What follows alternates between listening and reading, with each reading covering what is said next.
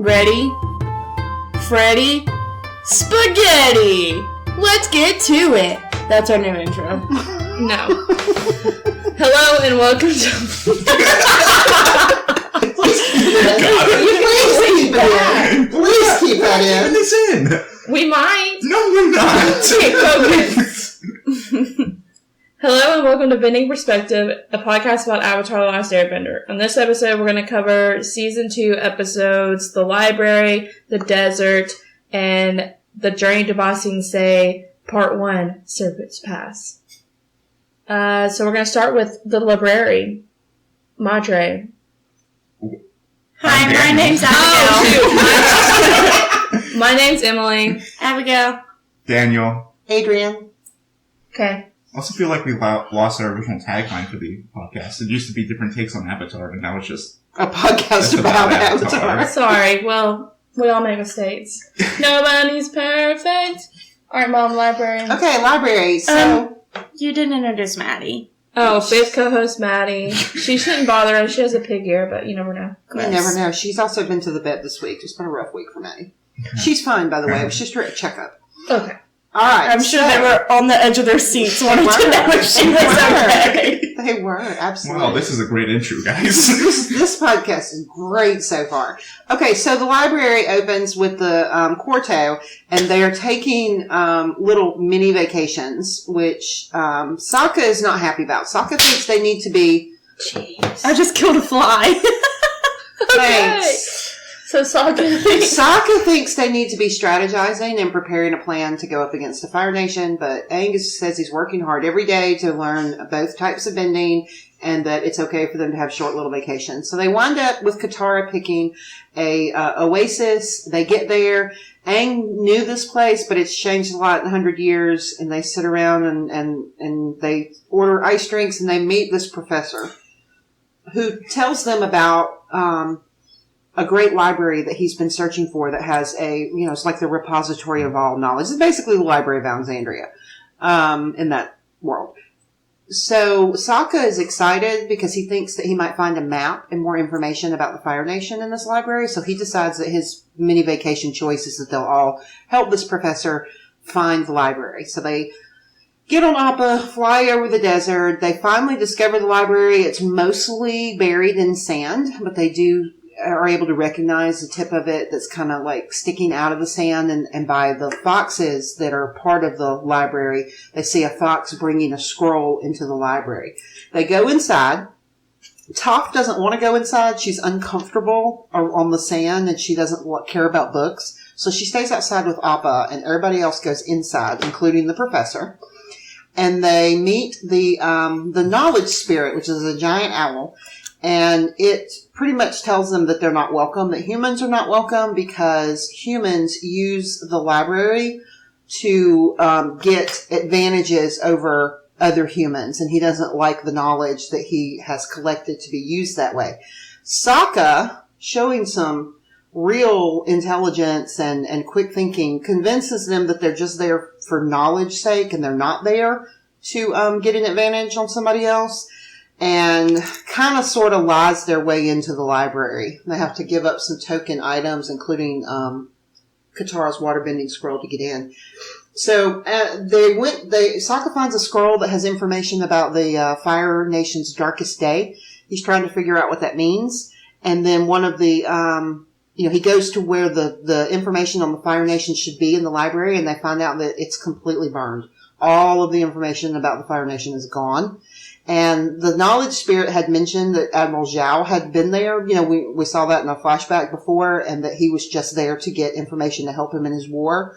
So we can kind of presume that Zhao burned down the stuff so nobody else could get information on the Fire Nation. Well, one of the little fox creatures helps them and leads Sokka to a planetarium where they're able to see this really cool mechanical clock, an astral clock, and they put in the date that he found on his scroll about the Fire Nation's darkest day and realized that it's a total solar eclipse.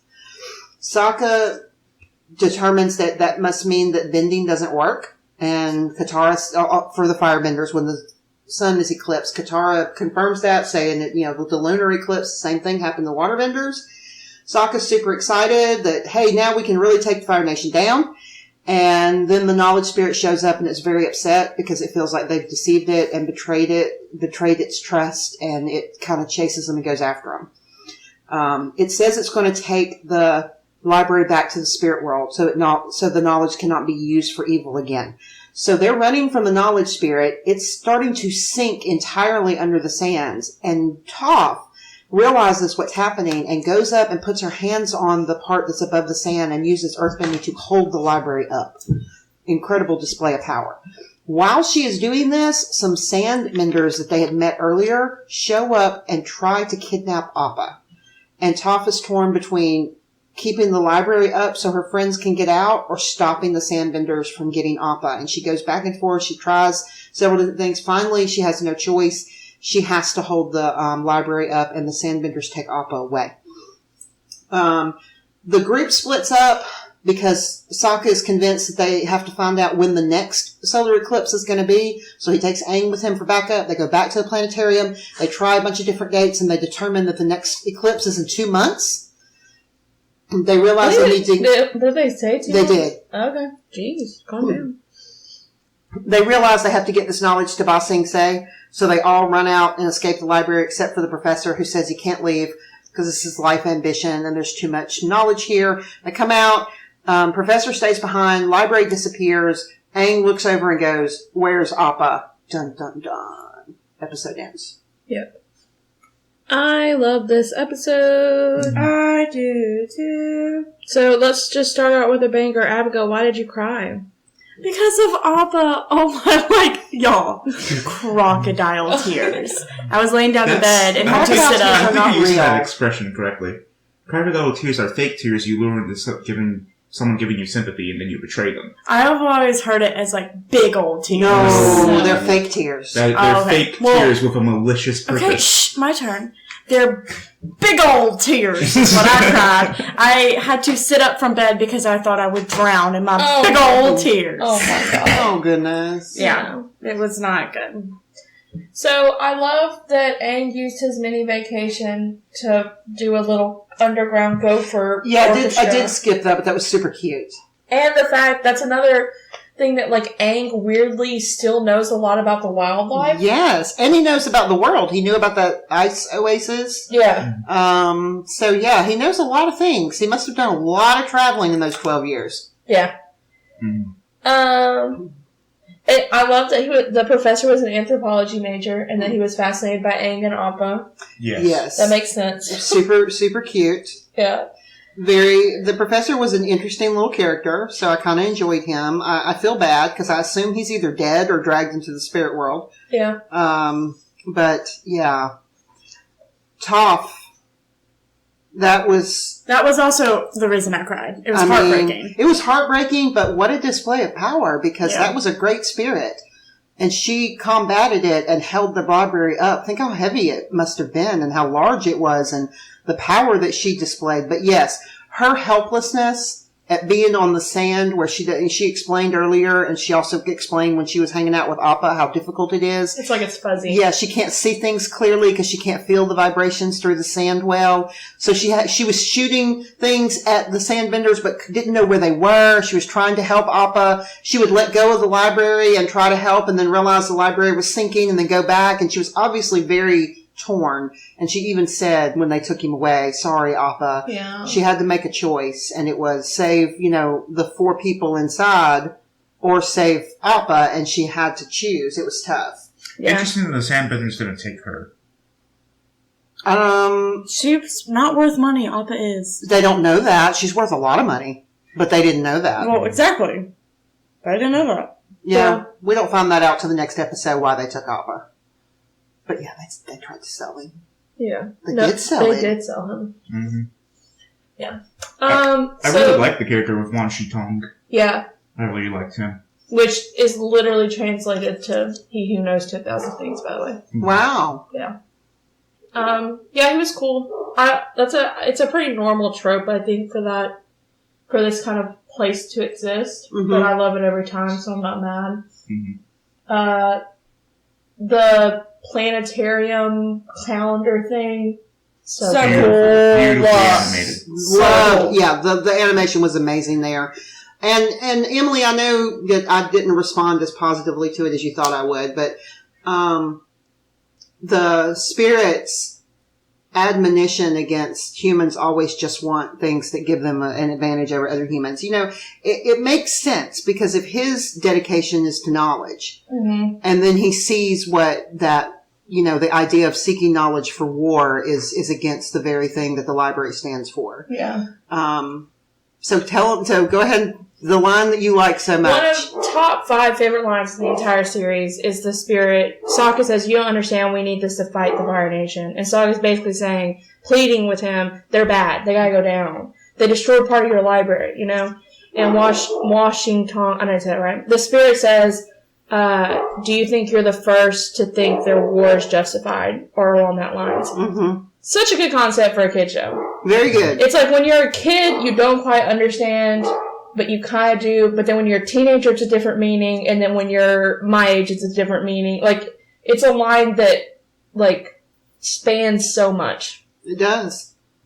And it's so true. Like, I mean, from the spirit's point of view, he's not part of this world. Right. What's the difference? What's the difference? You're all, you know, using this place for something that's not meant to be used for. I did find it, I guess it just speaks to the fact that the spirit is from another world and that the spirit does maintain that knowledge is you know, he's committed to neutrality. We talk a lot about this show is about balance, right? Yeah. And this spirit is neutral. It doesn't take sides because, you know, we can presume it was Zhao, right? We don't know. No, it was Zhao. It was. Because Zhao he had a flashback to that same exact scene. Mm-hmm. And it showed Zhao. Oh, I know he was there, but I'm saying the one who burned it. Oh, burned down the Fire Nation. Yeah. I think he did. I think that's what we're meant to assume is that it was Zhao who came, got knowledge, then realized, hey, if I can get knowledge that helps me, people could also get knowledge that, you know, hurts the Fire Nation, so I'm going to burn all this stuff down. Yeah. It bothered me in a way. I was like, the spirit should at least be against that. Surely that proves that these people, you know, need to go down, but the spirit was completely committed to its stance of, no, I'm neutral. I don't take sides. Yeah. Because if you'd given Sokka a chance, he'd do the same thing with information that would help him. Yeah. That's true. Oh, Lord, yes. Yeah. Sokka would have burned down the entire library if he thought it was going to help. Yeah. I love Sokka in this episode. Mm-hmm. A, because this is the first time the Cordo, like... in the beginning, through Sokka... through Sokka in the beginning of the episode, you realize, we don't have a goal this season. Like, you know how, of course, Aang is to learn airbending. Mm-hmm. I mean, earthbending. But it's not as singular as... Gotta get to the North Pole. Gotta get to the North Pole. Right. And I mean, we're halfway through the season. Which is why I think this comes up at a good time, because now we have a very singular goal. We've got to get to Ba Sing Se. For several reasons. We have to get there because we got to get this knowledge to them. And then, as we learn in the next episode, we've got to get there because that's the last place that we know Appa was. Yeah. So, but no, I'm sorry. I'm jumping ahead. What I was about to say is about the next episode. But also Sokka, again, the show being realistic, and Sokka being like, we can't just walk up to the Fire Nation. Like, we need intelligence. We need to know. Yeah. We don't even have a map. Yeah. Which is interesting that they don't have a map. Mm-hmm. No, they had a map. It was just not updated. No, they had a map. They didn't have the didn't show nation. Fire Nation. That's right. It did. Yeah, because none of the maps they could buy would ever get the chance to map the Fire Nation. Yeah, talk about control. Yeah. Yeah. It's pretty wild. Even the air nomads? Well, the air nomads probably didn't have maps, period. Well, I bet they had maps. They're I nomads. bet they had maps. Aang looked at maps. I loved the point I don't know, where... I feel like the air nomads would be almost a little too carefree and just navigate by what they know from memory. Yeah, maybe. I liked all the tiny, tiny little funny parts, like when he said, my mini vacation would be the library! Yeah, that pose he does. Yeah. Also, Toph's blind jokes. Yes. Good. Look, there it is. Oh, that's what it'll sound like when y'all spot it. And it makes sense that Toph...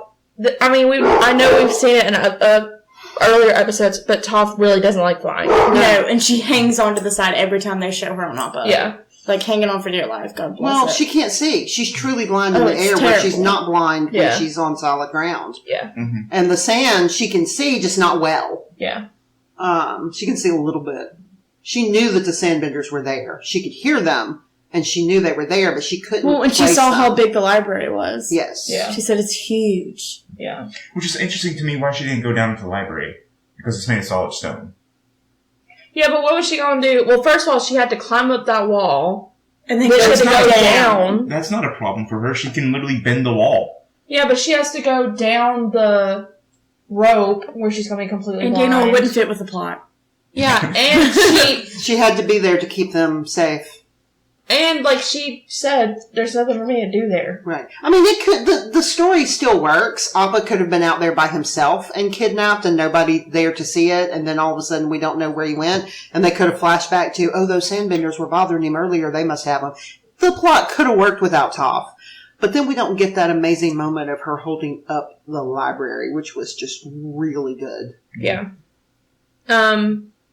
Yeah, anything else about this episode? I Just remember what? this episode and really, like, I remember really enjoying it. And I even said that to Emily before we watched it, and she said, do you remember all of it? And I was like, yeah, it's such a good episode. But I forgot about the Appa part. Yeah, you and so then should. I cried like a little baby. Yeah.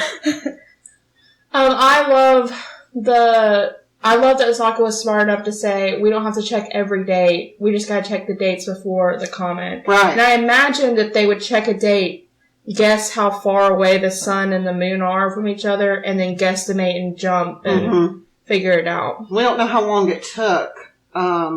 We know it took some time. We saw a little bit of a montage of them moving it back and forth, but that was a lot of time for Katara and Momo to be eluding the spirit in the library. So Yeah. it was a tough job by Katara as well. We also see that she uses, she bends water against him because he made a comment on her bending. Yeah. So, yeah, that water becomes a very limited I resource. think it's the first time we fast. figure out what the name of the swamp is. It's Foggy Swamp. Foggy Swamp, yeah. Foggy Yeah, Swamp. Foggy Swamp style.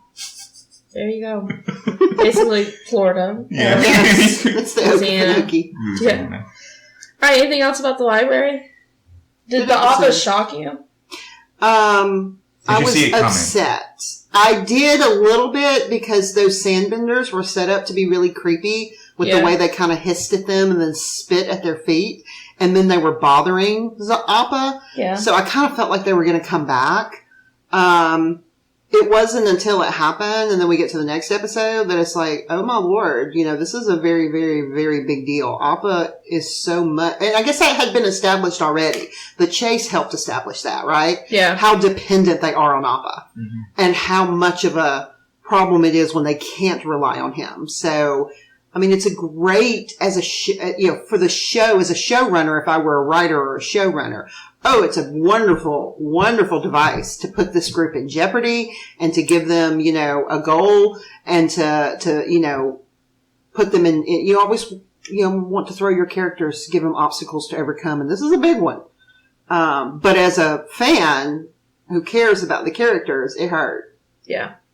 It hurt to watch. I think it hurt more to watch Toph than it would have if he had been kidnapped with nobody there. I think that was part of it too. It's like the fact that she was there and could do nothing was even worse than it just happening. Yep. Alright, anything else about the library? Very good episode. Oh, also, Sokka took a bunch of stuff with him. Yeah. A bunch. He took a So bunch wait, of things. Katara doesn't have those water bending scrolls anymore, does Nope, she? she just gave up one. Paco gave her a whole box. Yes. Oh, that's right. He did. Yeah. Yeah. I forgot. She just gave up the one she stole earlier. Okay. Yeah. Gotcha. So she said this is an original. The one that Paku gave her were probably copies. Maybe. I don't know. But Or she said original or authentic. I don't remember. No, it was authentic water bending Yeah. scroll. Okay. I did like the donation scene. You have the professor giving up Yeah. this big book on archaeology, and then the next one gives like this genuine scroll, and then Aang gives up his own wanted poster. And Sokka And Sokka gives a knot. yeah. That's funny.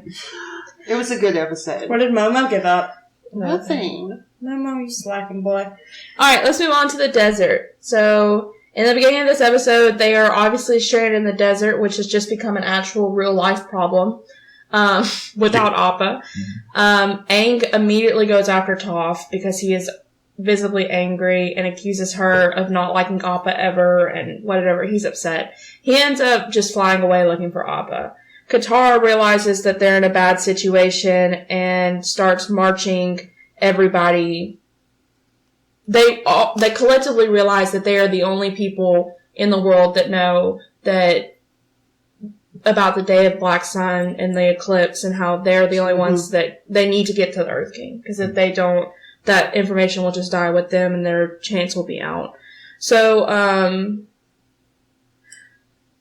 they are trying to get out of the desert. Sokka ends up eating cactus water and is basically drunk. Toph is just really distraught because she can't see. Aang is really mad and kind of not even himself. So Katara takes charge and is marching everybody out of the desert. They come across a sandbender boat.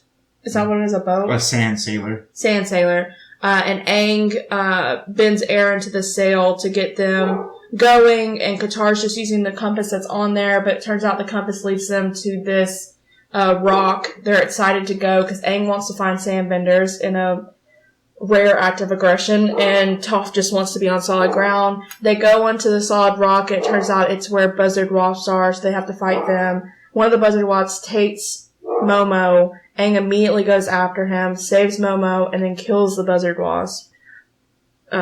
We assume. It didn't look like it came back up. Yeah. So then, after that, they use the stars to get them. No, the sandbenders kind of saved them from the buzzard wasp. And Toph recognizes a voice of one of the sandbenders and says that he was there when they got Appa. And Aang is you can see the air around him and he's getting angry. And then Toph goes, he put a muzzle on Appa. And all past lives of the Avatar lost their cool. Yeah. So did Abigail. Yeah.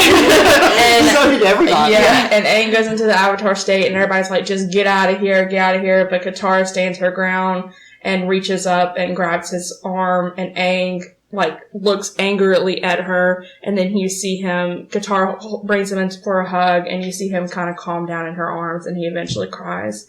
So God, I just teared up. I know. So Zuko, Iroh, part of this, they are in a desperate situation. They end up at the same watery oasis thing.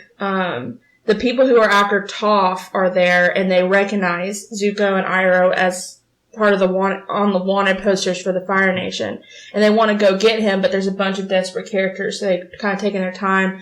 Iroh plays a pie show game, and we learn that there is a secret society going on that involves the lotus tile. The guy at the pie show table ends up helping them because he gets everybody trying to attack each other, and Zuko and Iroh end up escaping with the plan to be refugees in Ba Sing Se. Mm-hmm.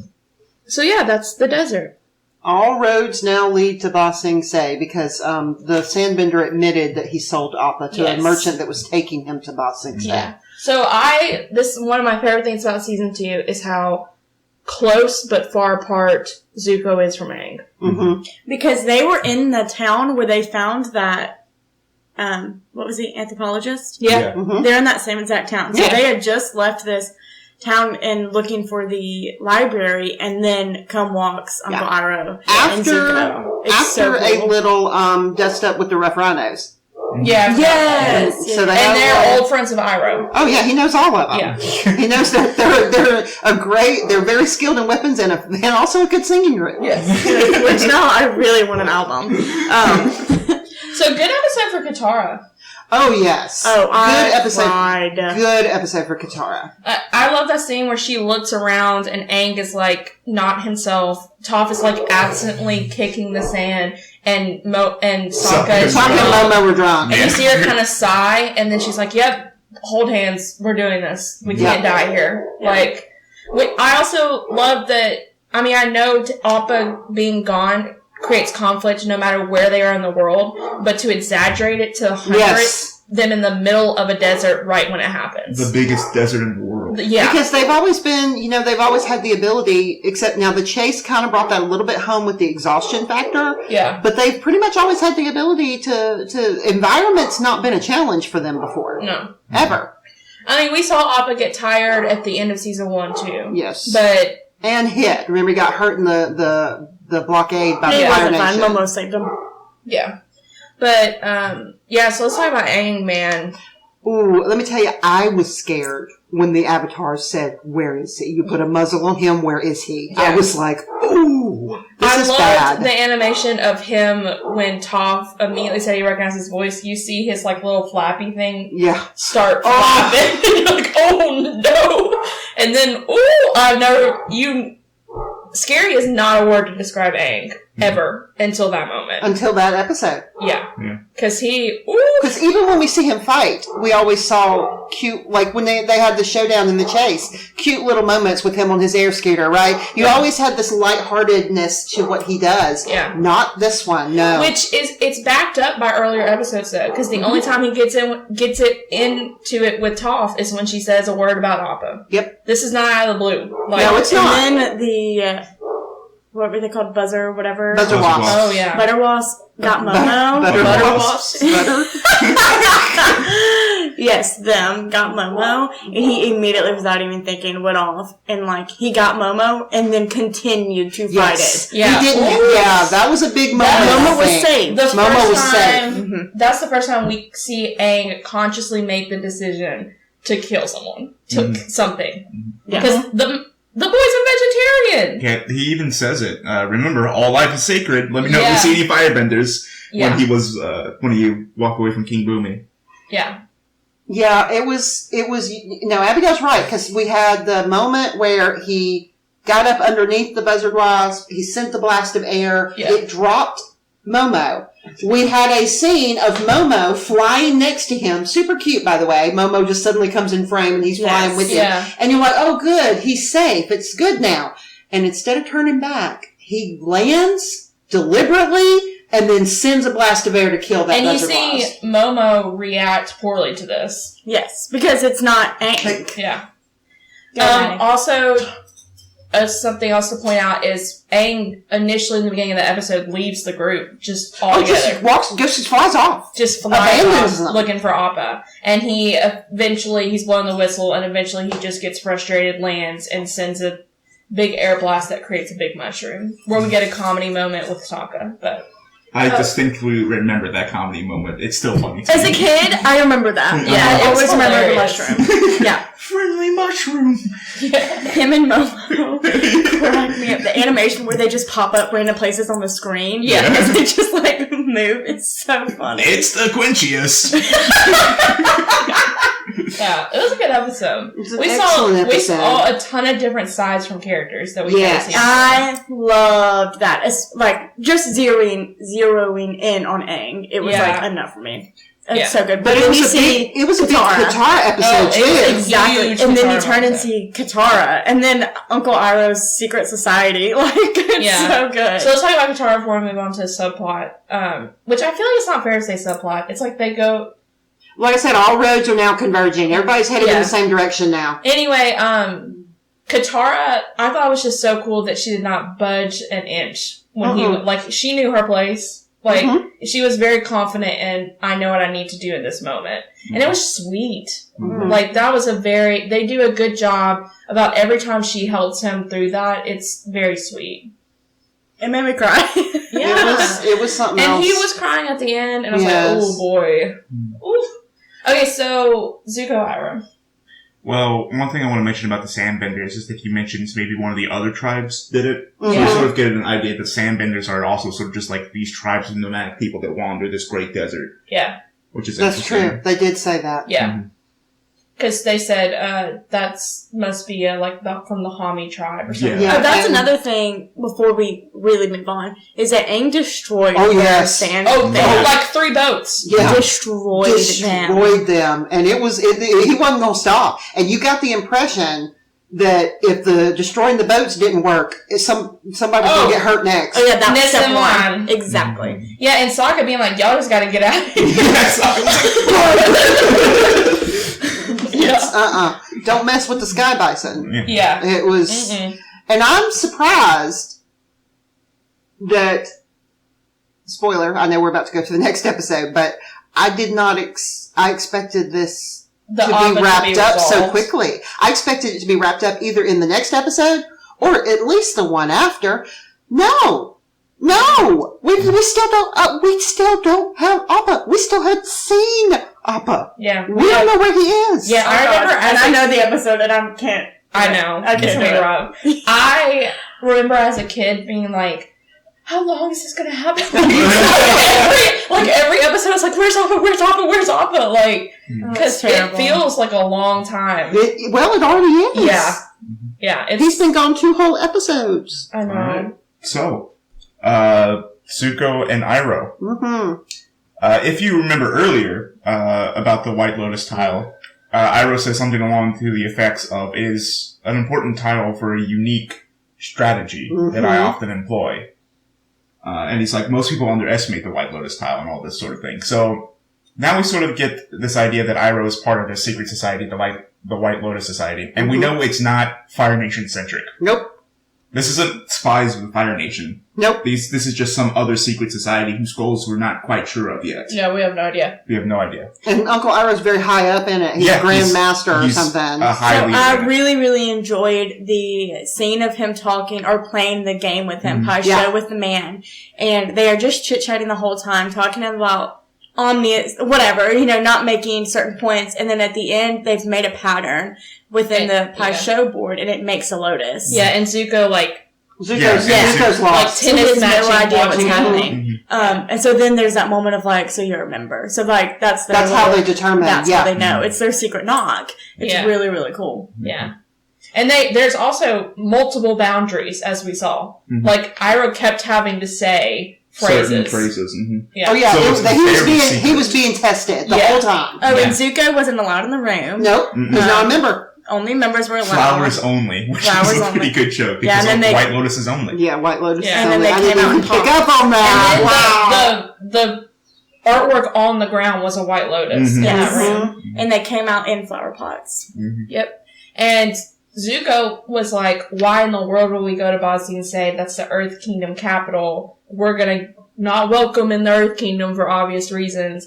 And the line, they're not gonna notice another refugee. Also, where else can we be safe from the Fire Nation? Even I couldn't conquer that city. Yep, that city is safe. That was a good. But that tells us right now, that's a big moment. I mean, I know we've already had several of them. We had the cutting of the top knots. We had other things. Yeah. But here's where they say out loud, we're refugees from our own nation now. Also, it's kind of surprising that Zuko didn't pitch a fit about, because there's no sign that the Avatar's there. Yeah. I think he's kind of given up that at this point. Yeah. Well, like I said, I think if it presented itself, he would definitely still try. I guess part of him still thinks if I did bring the Avatar back in spite of Azula, maybe Dad would be impressed.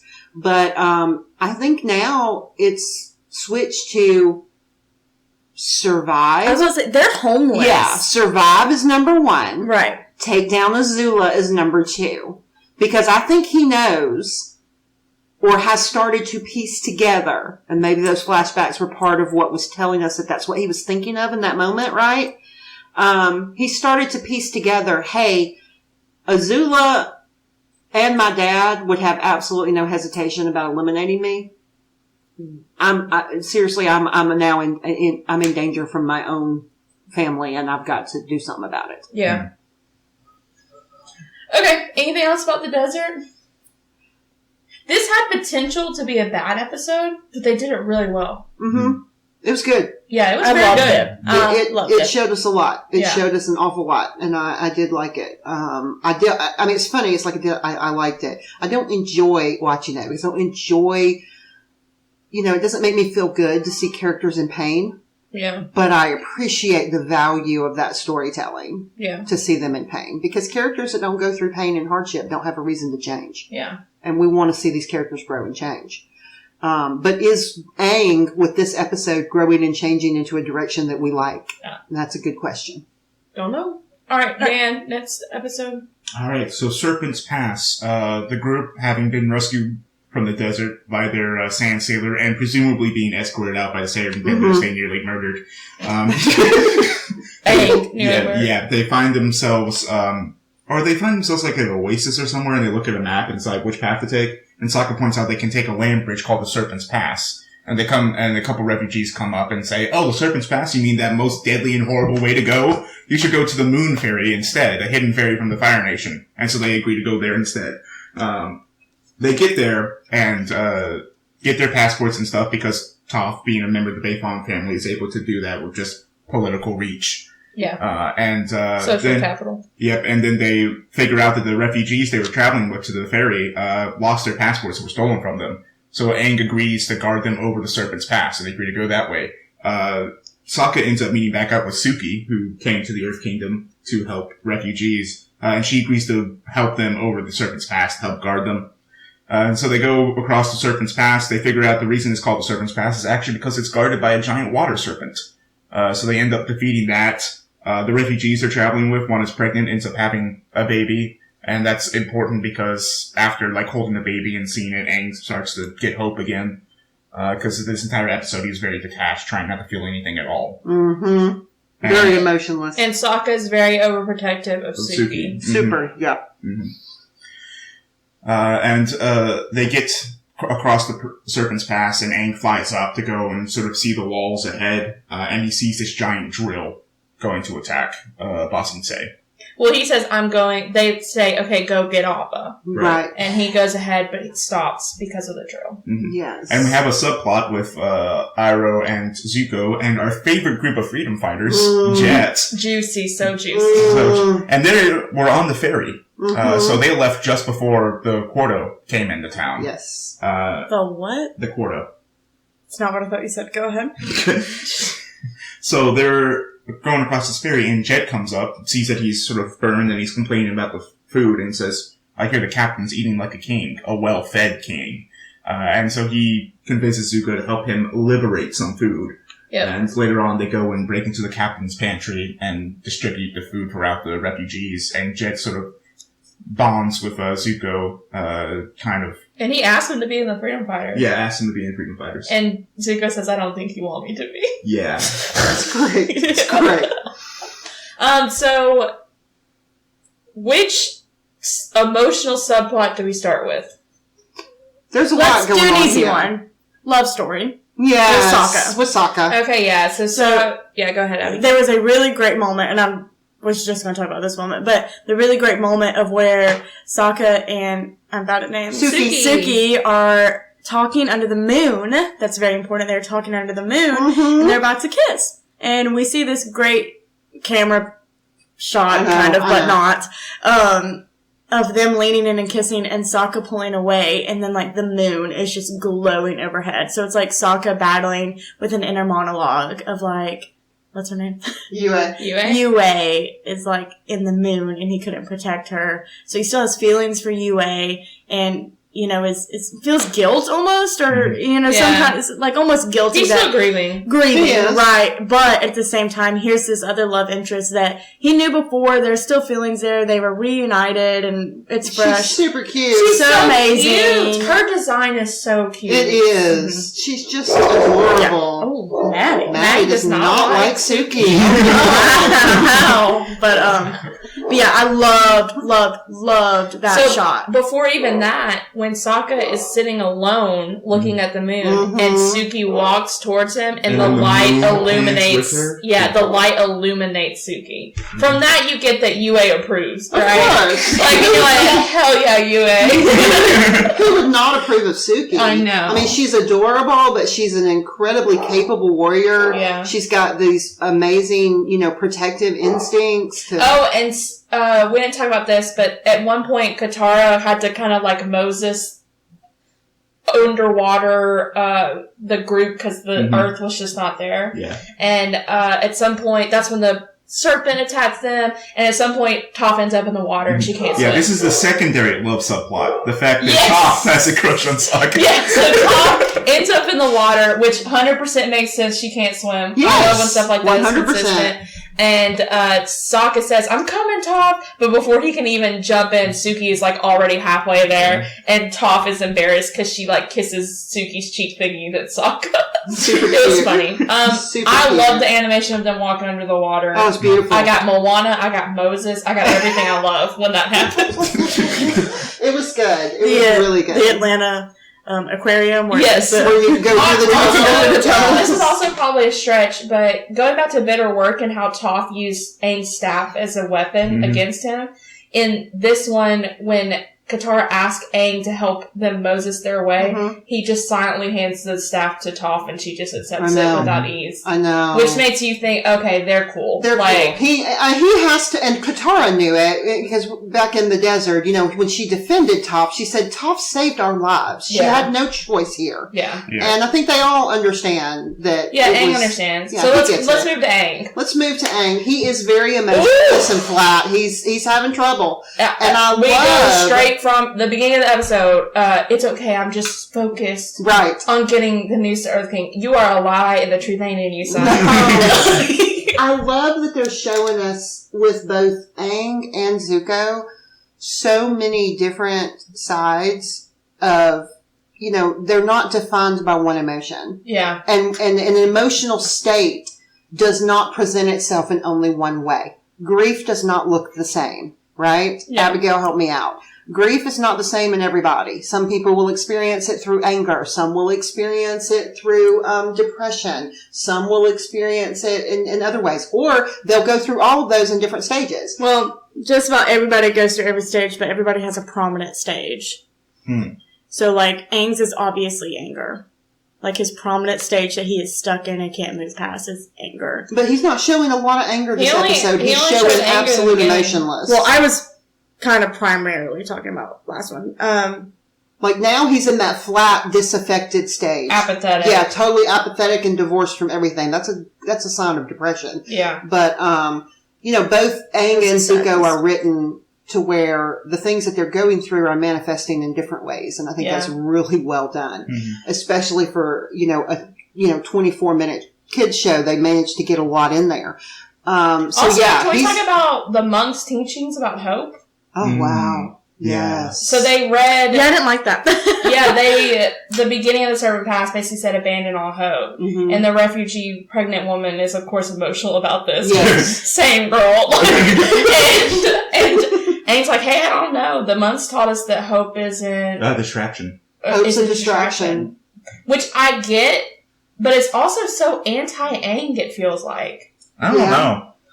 There's always been a bit of that in him. I feel like the discipline of the monks can really shine through in Aang sometimes. Yeah.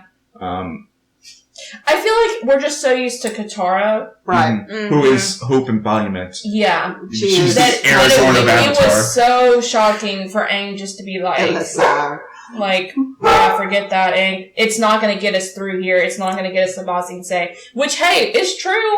But it helps. Yeah. He did not, and this comes to him being emotionless, but he did not read the room well. So, when he was saying it, the timing of him saying You're so right. was so bad. And he's usually okay with that. We've even seen where he's starts to say something and goes, oh, okay, and backs away with those cute animation. Because he cares about... He does. Yeah. But in this episode, he has no care. I think he's so afraid that he's not going to get Appa back. Yeah. That to hope means to face the fact that it could not happen. Yeah. And he's trying to convince himself that I'm okay, it'll be fine whether I get Appa or not. And we know that's not true. And I think he's also a little bit angry and sad because, he does know logically that the invasion plan to the Earth King is more important than Appa. It is. And that makes him angry. We know very little, or at least I know very little about the connection between the Avatar and its animal guide. Is that what it's called? Yes. Because we only had that one instance where he recognizes that Roku's dragon was an animal guide. So there must be, I have a feeling, I don't know, but I think that the animal guide is somehow a connection between, kind of helps connect the Avatar to the spirit world in a way. So maybe having lost Appa means that he's lost a piece of himself. It's more than just an animal. That's true. And I think everything with this, it's like a domino. Yeah, domino. Yeah. of like when it sets in this episode that like Appa is gone and there's a possibility that he won't get him back. He's like, and also I haven't mastered fire, and also I'm not the best at this, and also I have to defeat the Fire Lord. Hey, and it also, just comes crumbling down. And also Appa was the last of his kind from his perspective. For sure. And the last thing he has he can hold on to from home. Yeah, that's the last thing you have. You big furry boy. Yeah. The stories you could tell. Sweet. If only we spoke your language. Also, Katara tries to give him a hope pep talk, Mm-hmm. and Aang says, "Thank you for your wisdom." Yeah. Ooh, have you ever been so cold, Aang? Didn't she like offer a hug? And She said, "Come on, you need a hug," and he just bowed. Mm-hmm. But then, of course, this all comes to an end when he sees the new baby. So that was super cheesy. It's super cheesy, but I ain't mad at it. Because I'll tell you what, I mean, seeing a new baby... Oh, for sure. Okay, also, It does a trick. that was the couple that Zuko spared. Yes. Oh, yeah. Yeah, Yes. we didn't mention that. I mentioned that that. the minute I saw them. I was like, hey, they were sitting by a fire. Mm-hmm. Yeah, don't you love that? It's the couple that he spared. So, by the way, when Abigail was talking about the stuff that's snowballing on Aang, that reminded me of a scene that we just recently saw. What? Where everything explodes in my face. Oh, yeah. Everything I try. I mean, I think both of their you know, that coin that we talked about. That is true. Right now, they're both at very low emotional states. Yeah. Both of our I just realized you were talking about two sides of the same coin are both having a rough time. The coin's right now. in the gutter. Yeah, the coin. So they're both not where it needs they're to be. both throwing very different temper tantrums. They Run are. away. Yes. Mhm. Yeah. And Zuko's is way more outburst-ish. Right. And we didn't talk about it last episode, I meant to, but the whole thing in the very beginning of the Iroh and Zuko subplot where Iroh is faking being hurt to make Zuko stop and rest. I cannot. It's just one more thing of Iroh really just wants Zuko to rest and be calm. Because you noticed that when the Rhino showed up, Iroh wasn't that hurt, right? He wasn't that tired. No. It was so funny. He's like, no, you're fine, keep going. He's like, Don't stop because of me! Oh! It's so funny. Oh my goodness. This was good. Then they named the baby Hope, They which do. I know it's cliche, but again, I'm not mad. Like, I'm really not. Emily's like, the writers are manipulating me and I'm okay with it. Yes. Like, I get it. Also, this show isn't meant for us to be, like, too cheesy. We're Yeah, adults. no. This is a kid show. This show is not just for kids, though. No, I agree. But at the same time, kid show. Yeah, because the baby scene, like, I feel like I understand the impact of seeing a new baby more than I did when I was 12. Sure. Oh, absolutely. Well, we've seen a new baby. Yeah, post Martin and Amelia. Like, Right. But, yeah, I don't know. I love that. I also love Katara still being in charge and be like, I can deliver the baby. It's going to be fine. And Sokka freaking out. Yes. This is not a seal. I have delivered the other kind shit.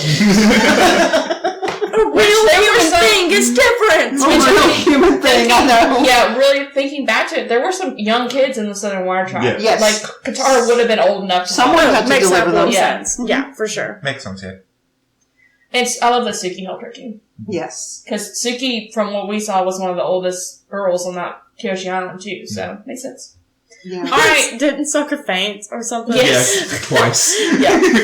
And Tom was so sweet. She said, she sounds healthy.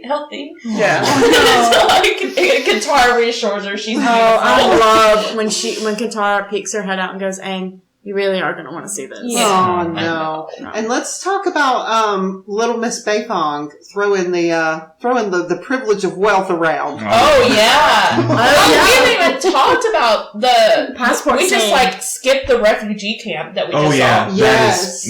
Like, That was so shocking. There's so many. Well, I think I kind of thought about this earlier.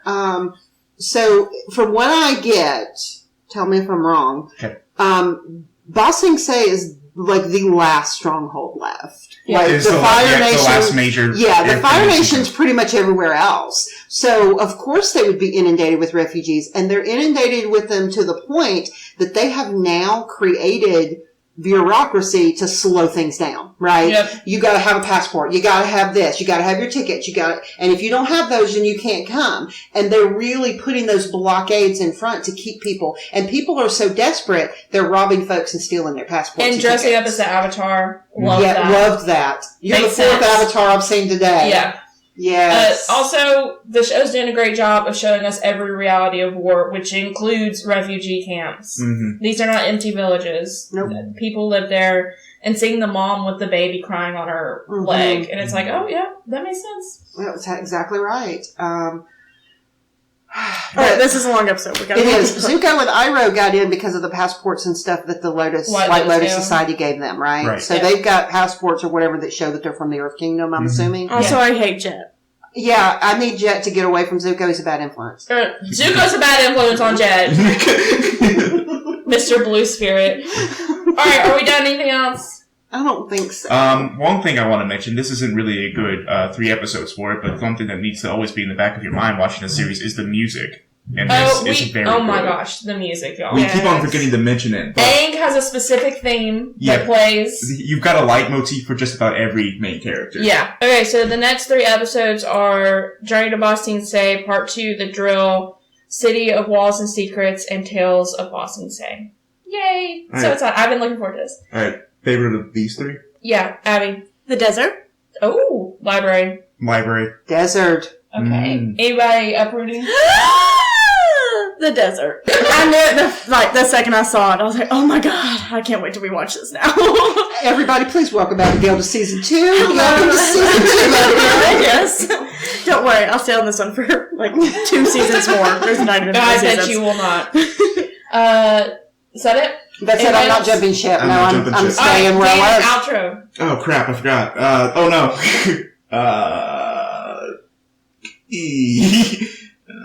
Just do last ones again. Do you remember it? Okay. Farewell and remember to keep everything in balance is the first one I did, so we'll go with that. Okay. Cool. Good. Bye.